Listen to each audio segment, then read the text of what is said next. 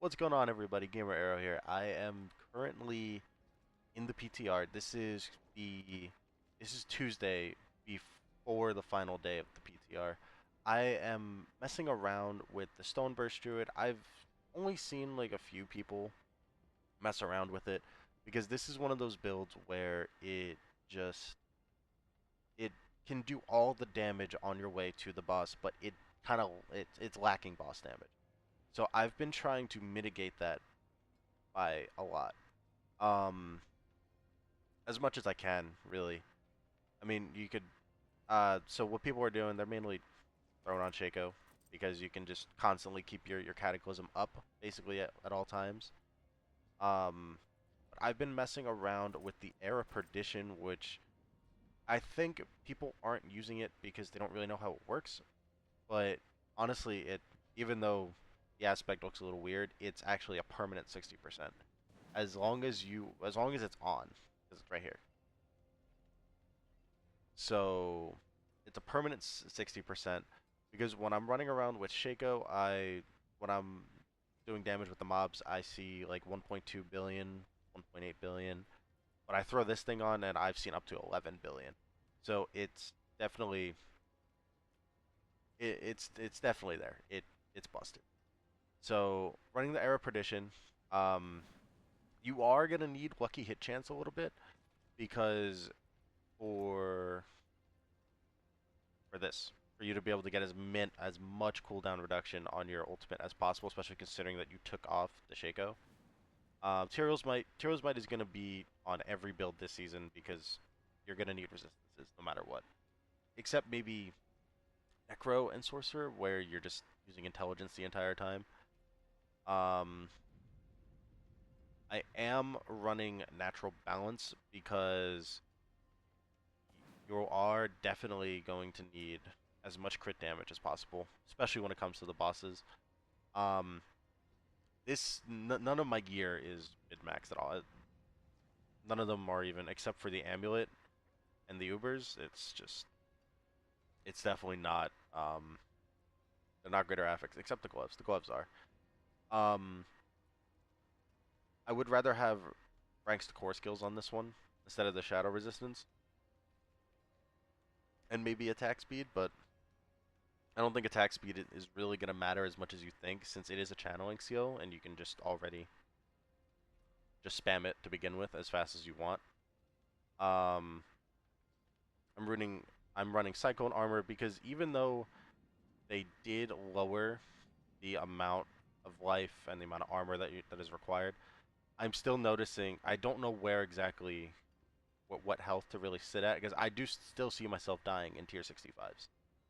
Um, running ballistic, you could really run whatever you want here. I'm just running ballistic for extra damage. Um, running retaliation, willpower, spirit on kill, and crit damage are a must. Especially considering on your way to the boss, and you don't have Cataclysm up, you are gonna need as much resource regeneration as possible.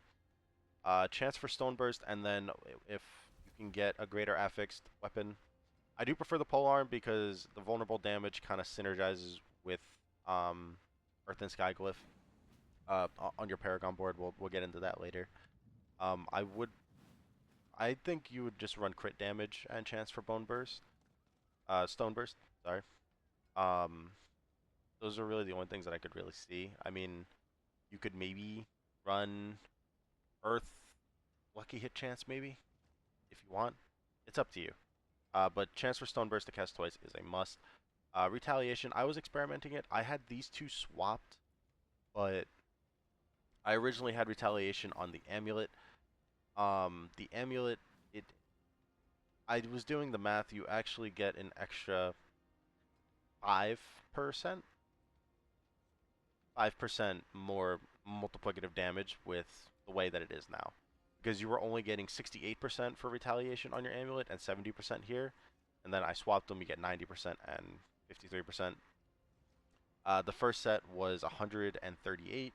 The current one is 143% combined multiplier. So you can do whatever you want, really, but this is what I'm running. You could definitely swap them. You could even you could maybe use instead of retaliation. Um, I don't know. I can't really think of anything. Ring of Starless Skies, it's just a given. It's free multiplicative damage. It's resource cost reduction as well.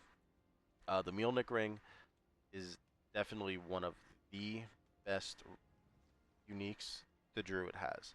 It's probably the best unique the Druid has. It's just you have unlimited spirit, get a buttload of damage increase. It's just it's just the best. It's one of the best items. The boons, obviously wariness. I mean, you could probably go with the gift of the stag. I could definitely see that being done, but especially considering I still can't. Anyone does. I don't think anyone really knows where to perfectly sit when it comes to health. You're gonna want as much damage reduction as possible. Maximum life and crit damage definitely, especially considering that you're gonna need as much as possible. Um, I could definitely see this going higher. I mean, I am nowhere near max, but obviously the damage output you're gonna see now is not the damage output you're gonna see in the live realm. But the one thing I that definitely that needs to be checked, I guess, would be to see how everything synergizes together. Because if it synergizes well and it's doing a buttload of damage, then this build will be at least A tier in the when the season goes live. Um, I'm running Energize. You could definitely run maybe Ulster, but I would, I would prefer running Energize because you're gonna need as much spirit regeneration as possible when Cataclysm is not up. Extended duration of the ultimate skills, that's a given whenever you're running the Mjolnir ring. Um, that's just a given, so you have more time to, so you have less downtime between casts of your Cataclysm. Cataclysm, I cannot speak today. Calm Before the Storm, also a given. It's a lucky hit chance for cooldown reduction on your ultimate. You're gonna need as much cooldown reduction as possible. So I could definitely see a one-handed weapon and a totem for cooldown reduction. I could definitely see that as well. Um, I'll definitely mess around a little bit more, but this is the current setup that I'm running just for this build. The skill tree. So you could really use whatever you want. I'm using Earth Spike mainly just for to proc the calm before the storm, just so I have a higher chance whenever I don't have resource. Because when you are gonna run out of resource when you don't have Cataclysm up.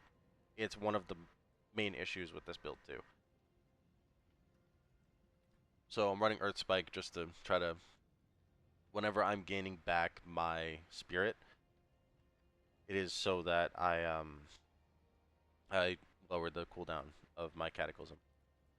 Stone Burst. Now, it is a channeling skill, but you will not be channeling this skill at all.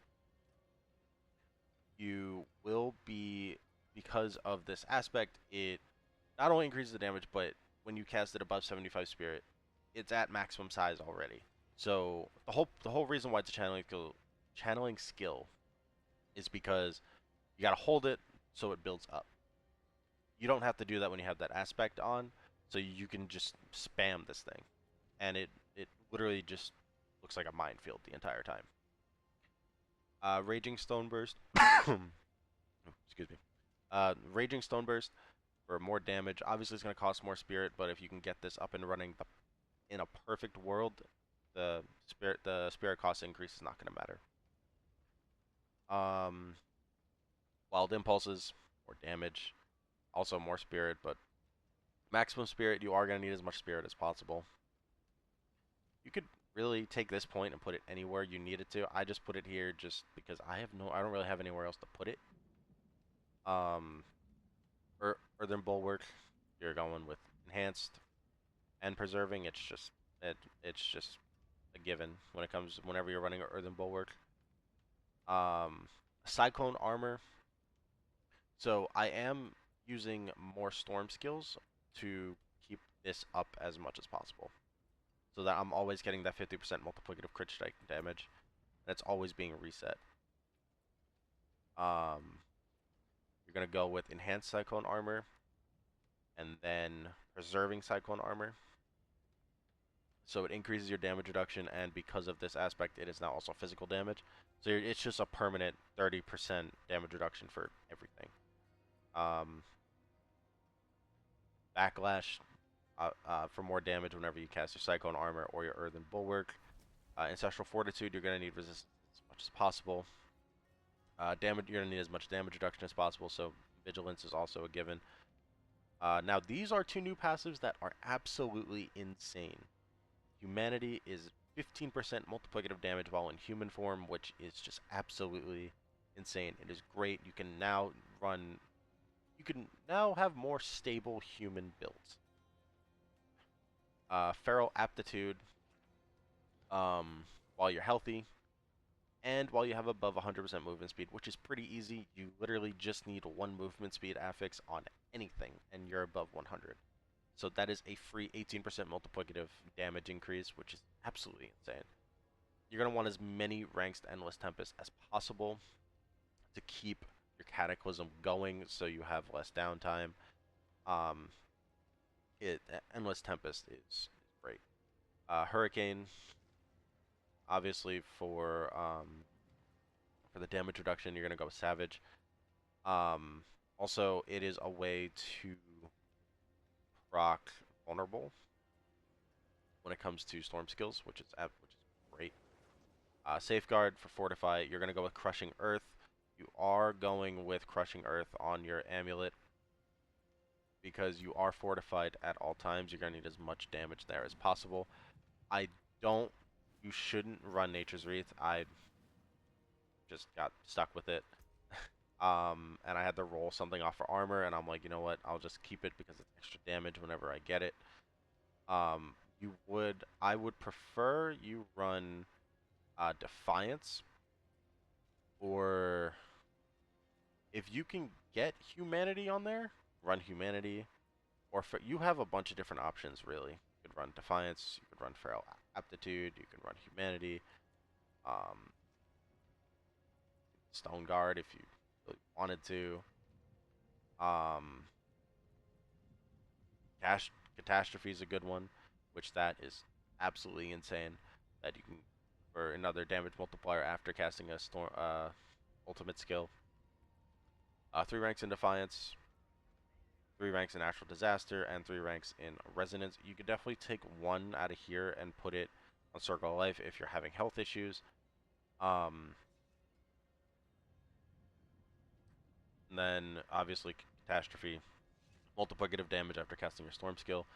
You are going to put 5 ranks in Cataclysm. You need to lower that cooldown as much as possible. Now, here is where you can kind of play around a little bit. You could either go with Earth Sign Strength for a free 15% multiplicative damage. You could run Earthen Might. You could run Nature's Fury. You have 3 options that you could really mess around with. I'm doing Earthen Might for my spirit issues. Once I can get the Cataclysm up at all times without Shaco, then I will run Earth Sign Strength. But you can really just mess around with these 3. Or if you want to do a Werebear version, or sorry, not a Werebear, but Shapeshift. By all means, you could run Beastio Rampage. Now the Paragon board. So you are gonna try to get. Obviously, the way the Paragon board is now, it's gonna be you're gonna need as many nodes as possible of your specific type. First one is Nature Magic's Earth and Sky. Free Nature Magic skill damage. Whenever you have invulnerable, crowd controlled, it's always gonna be a glyph on every build, unless you're doing a strict shape-shifting build of either werewolf or werebear. Then you're gonna go up. You're gonna grab Ancestral Guidance because you are spending spirit constantly. Even when you have infinite spirit, it still procs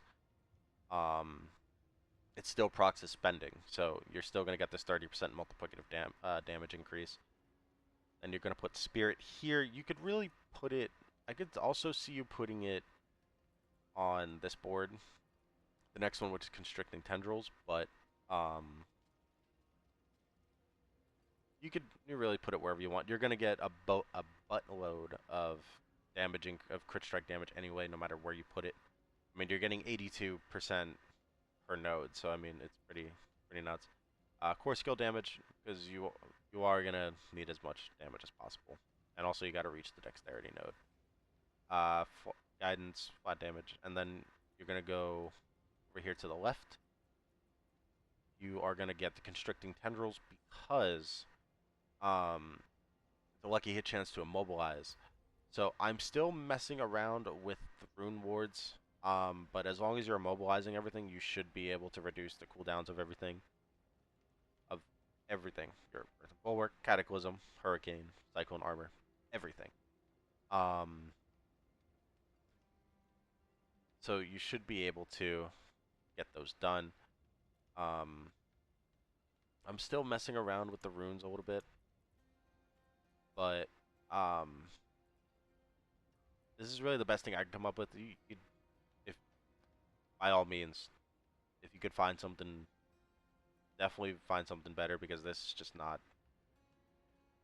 This is not the greatest. Now, you're gonna go to the right. You're gonna get the Earthen Devastation board. You are gonna get as much of the damage to crowd control nodes as possible. Which really is just here and here. But I am putting outmatch here because you're doing more damage to the mobs and to bosses, and also it is amplifying the crap out of the damage to crowd control, which is less nodes you need to spend on on this board, and also instead of putting just instead of using less points, because that's already about half of what you need, which is 156. I think I'm only at like 230 something, 283. So yeah, that's already more than half. That's just a little above half. But sorry, I completely skipped this. You're gonna put the human glyph here because this is a human build. Not if you're not gonna be doing a human build, you could put werebear here. You could definitely just take it and boop, and there it is. So you could definitely mess around with stuff, but because they're both basically the same glyph, just different name. Just pop it right in. Not really anything you really have to change if you switch to the werebear version. Where's my... There it is. And then up here, we're going to be going with Inner Beast.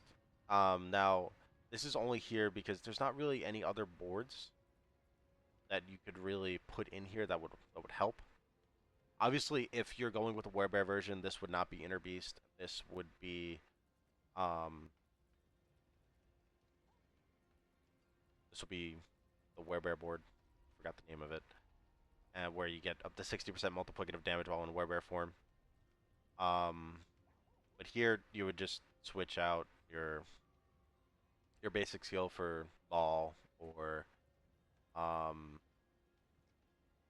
claw, whichever one you want to do. You're gonna put tectonic here because you are gonna need as much lucky hit chance as possible to keep immobilizing enemies, and also for your cooldown reduction on your ultimate skills, and also the extra crit strike damage is not that bad either. But yeah. So enjoy the pit run that I'm about to show you, so that you could kind of see how it works. You could see the damage output. You could see everything, basically how the build runs. And you are gonna see most likely a struggle on the boss because, well, boss damage is still not the greatest. So Until next time, bye guys.